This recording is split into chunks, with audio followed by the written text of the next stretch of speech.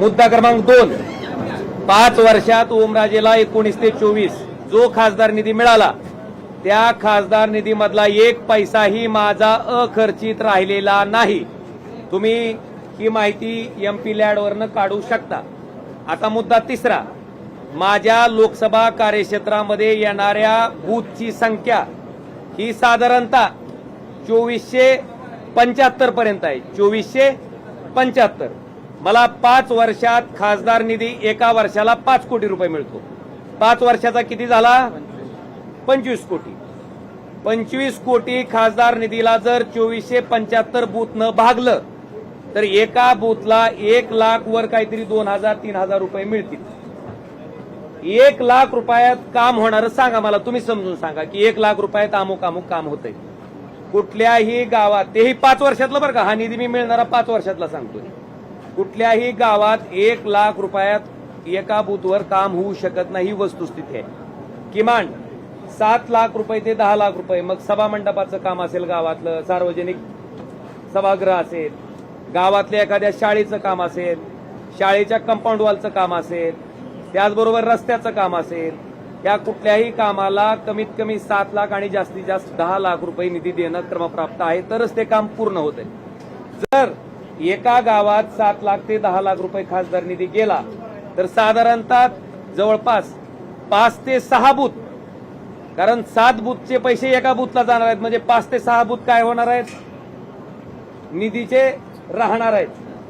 आता जी बूथ राहिलेत त्या बूथला काय वाटणार की बाबा आम्ही तर सगळ्यांनीच तुम्हाला मतदान केलं होतं, पण तुम्ही निधी देताना किती बूथला दिला? एका बूथ. तर हा जो निधी आहे तो 5 वर्षातला आहे आणि मूल्यमापन तुम्ही माझं 24 ते 29च्या टर्मचं करत असताना 2029 मार्च संपल्याच्या नंतर तुम्ही ह्याचं मूल्यमापन करावं. जर माझा खासदार निधी शिल्लक राहिला तर तुम्ही त्याच्या बाबतीत बोलावं, पण 6 ते 7 बूथ शिल्लक राहिल्याच्या नंतर त्या बूथच्या त्या गावात राहणाऱ्या लोकांना खासदारानं काय उत्तर द्यायचं, हा माझा प्रश्न. त्याच्यामुळं जो त्या ठिकाणी निधी दाखवला जातोय की बाबा 18 कोटी मिळालेत, आता खरं तर 3 वर्षाचे 15 कोटी मिळायला पाहिजे होते, पण 3 कोटी जास्त कुठले मिळाले मला? तर माझ्या 19च्या पूर्वीच्या खासदाराने त्यांचा खासदार निधी खर्च न केल्यामुळं ते 3 कोटी रुपये मला आता वाढवून आलेत, म्हणून ते किती दिसतेत? 18 कोटी. मला वाटतंय ही सर्वसामान्य लोकांनी सुद्धा समजून घेणं गरजेचं आहे. आणि शेवटी आम्ही लोकप्रतिनिधी म्हणून काम करत असताना गावातल्या प्रत्येक माणसाचं अपेक्षा आमच्याकडनं असते किंवा खासदारांनी आमच्या गावात कुठलं एक ना एक तरी काम करावं आणि ती त्याची मागणी ही माफक आहे, ती पूर्ण केली पाहिजे. काल मला असाही प्रश्न विचारण्यात आला की ज्यावेळेस काँग्रेस राष्ट्रवादीचं सरकार होतं त्यावेळेसच्या कुठल्या आमदारांना असं म्हटलं नाही की मला विकास करायचा आहे म्हणून किंवा मला लोकांची कामं करायची म्हणून मला सत्तेत जावं लागतं. मी 2009ला पण आमदार होतो. 2009ला मी आमदार असताना काँग्रेस राष्ट्रवादीचं ज्यावेळेस कधी सरकार होतं त्यावेळेस किमान 40% विकास निधी त्या विरोधी पक्षाचा जरी आमदार असला तरी त्याला दिला जात होता. मला वाटतं आताची जर परिस्थिती आपण बघितली तर आकडेवारी काढल्याच्या नंतर तोही विकास निधी आपल्याला लक्षात येईल. खासदार निधी ठीक आहे, पण बाकीचा जो विकास निधी आहे, जिल्हा नियोजन समितीचा असेल, आपले विविध शासनाचे हेड असतील, त्याचा मिळणारा निधी सुद्धा विरोधी आमदाराचा, विरोधी खासदाराचा जर आपण काढला तर मला वाटतंय या प्रश्नाचं उत्तर त्या ठिकाणी आपल्या सगळ्याला आपसूक मिळेल. आणि सगळ्यात महत्वाचं, आम्ही शेवटी मतदारसंघातल्या सर्वसामान्य माणसाशी देणं लागतोय. मी माझ्या आयुष्यातला पूर्ण वेळ मतदारसंघातील सामान्य माणसासाठी दिलाय आणि त्या सामान्य माणसाला सुद्धा जर आपण विचारलं की बाबा ओमराजे खासदार म्हणून काम करत असताना तुमची कुठलीही अडचण आली तर ओमराजे तुम्हाला उपलब्ध होता का? तुमच्या अडचणीच्या काळात ओमराजे उपलब्ध होता का? तुमच्या समस्येच्या काळात ओमराजे उपलब्ध होता का? मला वाटतं ह्या प्रश्नाचं सुद्धा उकल तुम्ही करणं गरजेचं आहे. आम्ही काम करत नसू, आम्हाला त्या ठिकाणी काहीच केलं नसेल आणि जर आम्हाला नाही लोकांनी रिझल्ट दिला तर आम्ही निश्चितपणे मान्य करू.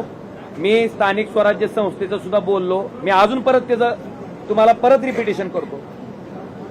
जिल्हा परिषद, पंचायत समिती आणि नगरपालिका या तिन्ही निवडणुकामध्ये आमचे निष्ठावंत कार्यकर्ते जे माझ्यासारखेच 24 तास लोकांसाठी काम करणार आहेत, मी अनेक लोकांचं नाव या ठिकाणी घेऊ शकतो. हे नगराध्यक्ष पदासाठी, नगरसेवक पदासाठी, जिल्हा परिषद सदस्य पदासाठी, पंचायत समितीसाठी निवडणूक लढवत होते. असं असताना सुद्धा पूर्ण धाराशिव लोकसभा मतदारसंघामध्ये त्या ठिकाणी आमच्या सदस्यांना अतिशय दारुण पराभव स्वीकारावा लागला. मग आमची लोक त्यावेळेस निवडणूक लढवत होते, ही निष्ठावंतच होती, मशाल ह्या चिन्हावरच निवडणूक लढवत होते. मग आमच्या लोकांना 3 नंबर 2 नंबर धाराशिवचं उदाहरण सोमनाथ गुरव नाव तुम्ही वाटल्यास धाराशिवला जावा. सोमनाथ गुरव नावाचा जो नगराध्यक्ष पदासाठी उमेदवार होता तो 2 टर्मचा नगरसेवक आहे. त्याचं काम विचारा लोकांना. जर लोक म्हटले की नाही नालायक माणूस होता, काही कामाचा नव्हता म्हणून पाडला, मान्य करीन. पण लोक जर म्हणले की हा काम करत होता, 24 तास लोकांसाठी देत होता आणि तरी सुद्धा त्याचा पराभव झाला, तर निश्चित तुम्ही मला वाटते की मी सुद्धा जनतेला प्रश्न विचारणं गरजेचं आहे की बाबा ह्या कार्यकर्त्यांचा का पराभव झाला. मला त्याच्या पाठीमागचं एवढंच उत्तर मिळतंय की तुमच्याकडे सत्ता नाही, मग तुमच्याकडे स्थानिक स्वराज्य संस्था दिली तर तुम्ही कसं काम करणार. मला वाटतं हा प्रश्न त्या माणसाच्या मनात पडला असेल, म्हणून मी असेल, आमचे आमदार असतील, आमचे कार्यकर्ते असतील, ह्यांनी पूर्ण वेळ सामान्य माणसासाठी काम करून सुद्धा त्यांना स्थानिक स्वराज्य संस्थांमध्ये अख्ख्या लोकसभा कार्यक्षेत्रामध्ये एकही पंचायत समिती आमच्या विचाराची निवडून आली नाही, एकही नगरपालिका त्या ठिकाणी आमची निवडून आलेली नाही. आणि जिल्हा परिषदला तर अतिशय वाताहत त्या ठिकाणी आमच्या उभा राहिलेल्या निष्ठावंत कार्यकर्त्याची झाली. मग माझ्या मनात हीच खंत आहे की सामान्य लोकांनी जो कौल दिला त्या ठिकाणी मतदान करत असताना तो सत्तेच्या बाजूने दिला, त्यांची विकास कामं होण्यासाठी दिला, तर मला वाटते त्याच्या बाबतीत जी मी भूमिका घेतली ती मला गैर वाटत नाही.